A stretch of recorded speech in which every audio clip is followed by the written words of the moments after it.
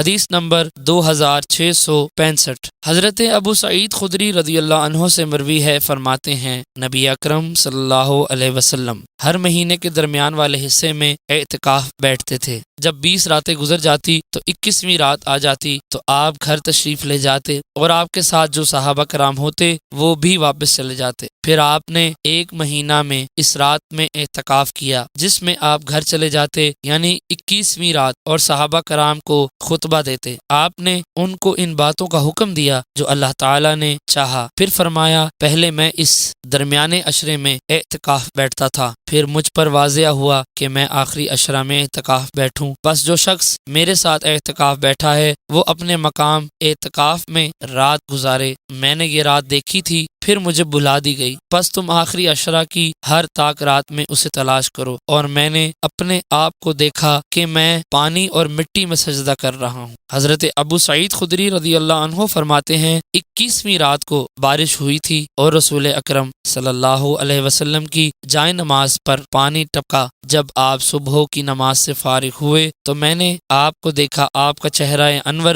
مٹی اور پانی سے تر تھا۔